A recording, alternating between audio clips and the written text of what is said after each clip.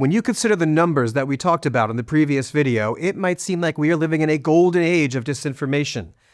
And to a certain extent, we are, thanks to social media and smartphones making it easier than ever to spread disinformation. But while the technology might have changed, the methods haven't. Disinformation and propaganda have been around for as long as human beings have lived in groups that someone has wanted to control. And it turns out we are pretty easy to control.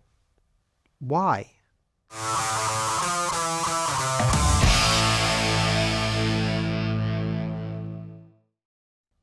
A lot of it comes down to evolution and the actual physical structure of our brains.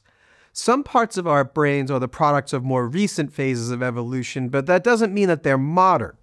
The human brain hasn't changed all that much since the Stone Age. That might be hard to believe, but it's true. Our brains evolved to build spears and throw them at tasty animals. Think about that for a moment. Your smartphone was basically invented by a caveman. We are simply not built for the amount of stimulus to which we subject ourselves every day. And yet it's a testament to the resiliency of our brains that we have not only adapted to this world that we have created, but that in some ways we're actually thriving. But we have one big vulnerability when it comes to disinformation.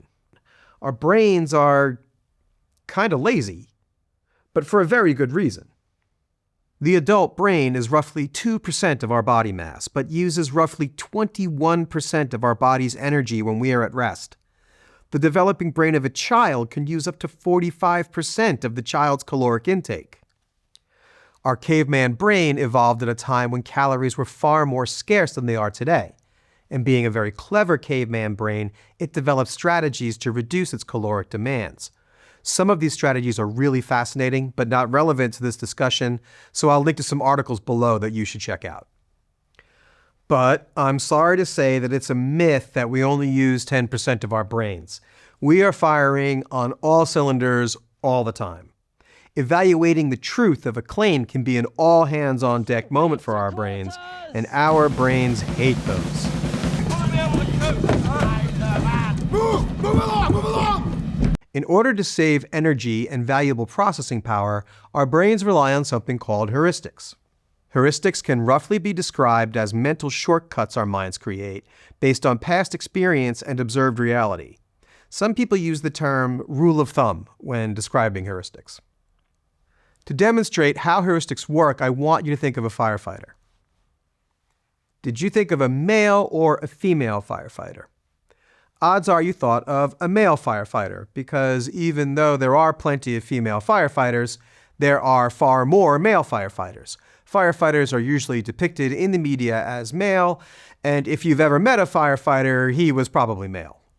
Your brain turned to a heuristic to solve a relatively simple cognitive task and save valuable time and energy. We use heuristics all the time, and they're not necessarily bad. They do save valuable energy, they help us make fast decisions, and a lot of the time, they're right. 96% of all firefighters in the United States are male. But they can also lead us to making decisions too quickly, and they can lead us to biased thinking, which is how they get us in trouble with disinformation.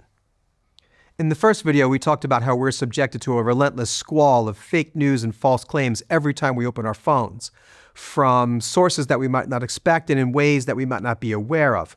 We simply don't have the cognitive resources to think deeply about everything we see, and so we end up relying on heuristics. But, as we said, heuristics can lead to biases, and disinformation often plays upon our biases, and the next thing we know, we're getting played for a chump by some troll. But the situation is not hopeless. Our brain relies on heuristics and other mental shortcuts, but it is not controlled by them. We can assert conscious control over what we think. We can remind ourselves that female firefighters exist when picturing a firefighter. In 2022, researchers from the University of Texas, Indiana University, and the University of Hawaii found that simply asking yourself a question while reading a news story heightens activation in areas of the brain associated with deliberate cognitive ability. Study participants wore an EEG headset while reading a series of social media headlines, some of which aligned with their political beliefs, some of which did not, and some of which were completely false. The participants were asked to rate the headlines for truthfulness and believability, but for some of the headlines, they were also prompted to ask themselves how they knew it was true by choosing one of the following responses. I have personal knowledge of this story, and it's true. I have personal knowledge, and it's false. I have no personal knowledge, but it seems true. I have no personal knowledge, but it seems false. And finally, I cannot tell whether it's true or false. Researchers saw in the EEG that simply asking that question was enough to jolt the brain out of autopilot and really engage with the content. Even better, they found that this effect lingered, and participants continued to be critical and skeptical of the content they were seeing, even when they were not prompted to do so. How does this translate into something you can use to protect yourself against disinformation? Well, you could ask yourself those questions every time you read something on the internet, which would be exhausting, but doable. But let's face it, you're not going to do that. However, if you read something online that evokes a powerful emotional reaction in you, odds are you are being manipulated. That's a great time to ask yourself how you know something is true. And you should always take a moment before you share something to ask yourself how you know it's true, and let your very clever caveman brain do its job.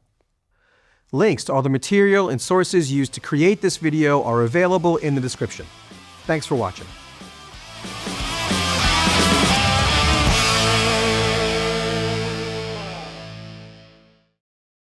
Hi, it's Dan again. If you like what you see here on the channel, please like, share, and subscribe. You know how that works. Reptiles of the Mind is pretty much a one-man operation, and you're looking at him. So if you think the show has any value, especially in these crazy times, please consider leaving a thank you gift here, or think about sponsoring the show on Patreon. Patreon sponsorship gets you ad-free videos that won't get spiked by the algorithm, bonus content as soon as I create some, and down the road, I'll be offering merch. A link is in the description below, and thank you.